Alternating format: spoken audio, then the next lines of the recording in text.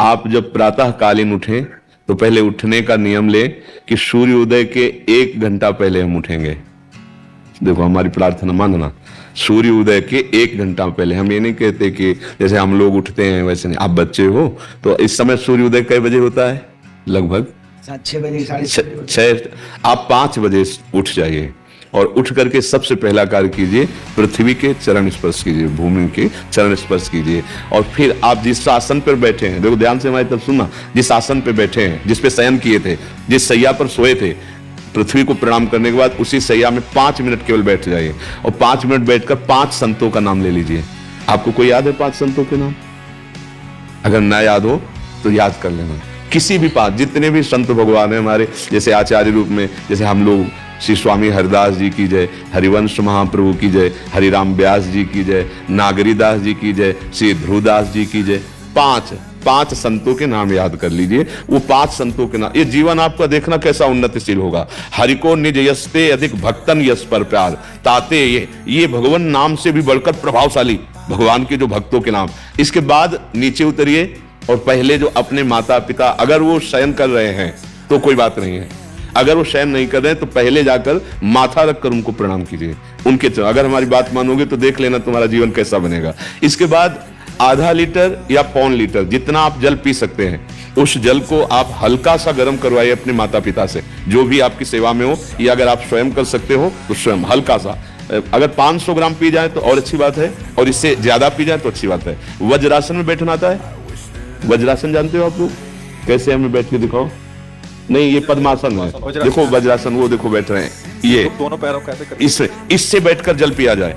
ये आपके ब्रह्मचर्य की रक्षा करेगा, कब्ज नहीं होने देगा और आपके मस्तिष्क की गर्मी को ठंडा करेगा। ऐसे वज्रासन में बैठकर धीरे धीरे 5 या 10 मिनट में जल पिया जाए। एकदम ना पिया जाए, गिलास में लेकर के 500 ग्राम जल धीरे धीरे उसको पिया जाए। फिर इसके बाद आपको 100-200 कदम टहलना है। फिर इसके बाद आप शौच जाइए।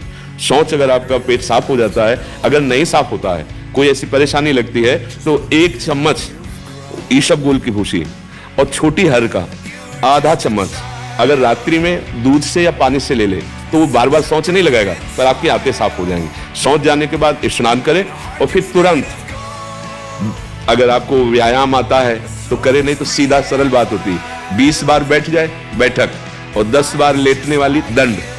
और इसके बाद जो अनुलोम विलोम, जो इससे खींचे इसे छोड़ दे, इससे खींचे इससे छोड़ दे। इसके बाद दोनों हाथ ऐसे करके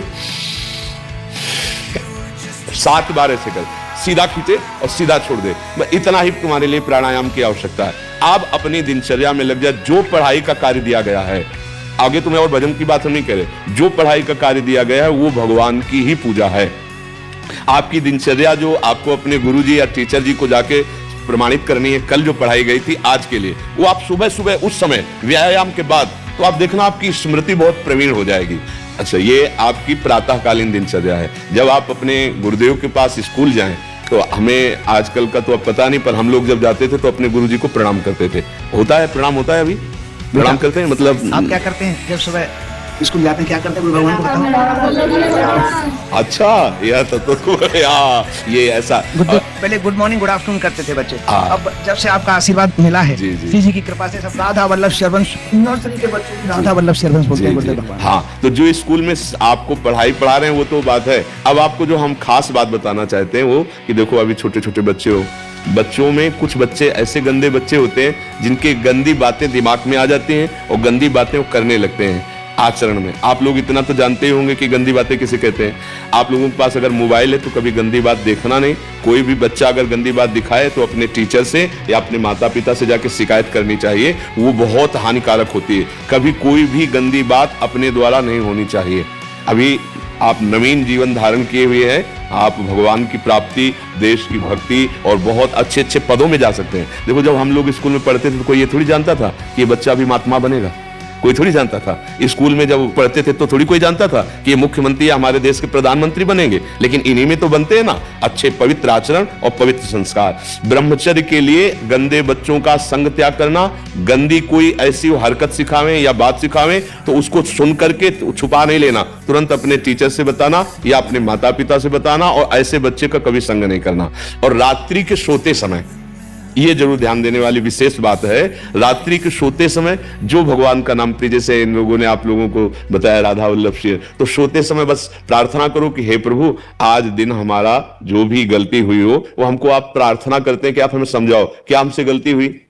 अगर पूरी दिनचर्या में ऐसा लग रहा है हमसे कोई गलती नहीं, तो भगवान सुबह से अभी तक हम सोने जो जा रहे हैं ये पूरा समय आपको समर्पित, आप देखना इसका फल देखना, एक तपस्वी की तपस्या का जो फल होता है ना उसका ये फल मिलेगा। और सोते समय बस राधा वल्लभ श्री हरिवंश, राधा वल्लभ श्री हरिवंश, इधर उधर ना सोचते हुए, ना मोबाइल देखते हुए, ना कोई गंदी बात मन में, और चुपचाप सो जाइए। और जब फिर सुबह उठे तो फिर ऐसी दिनचर्या। और पढ़ाई इस समय तुम्हारा भजन है, इस समय भजन तुम्हारा पढ़ाई है, क्योंकि आज हम गीता पढ़ पा रहे हैं, भागवत पढ़ पा रहे हैं, तभी पढ़ पा रहे हैं जब हमारे गुरु जी ने हमको काका गागा सिखाया था। अगर वो मात्रा, वो ककाहरा हमको ना आता होता तो आज हम ग्रंथ ना अवलोकन कर पाते। तो वो पढ़ाई हमारे लिए अमृत हुई ना, तो उस अमृत पढ़ाई को अगर हम कुमार्ग में ले जाते तो वो विश्व बन जाती। तो ये पढ़ाई भी भजन का नींव बना ना, तो ये पढ़ाई बहुत आवश्यक है, इसलिए आप मन लगा करके पढ़िए।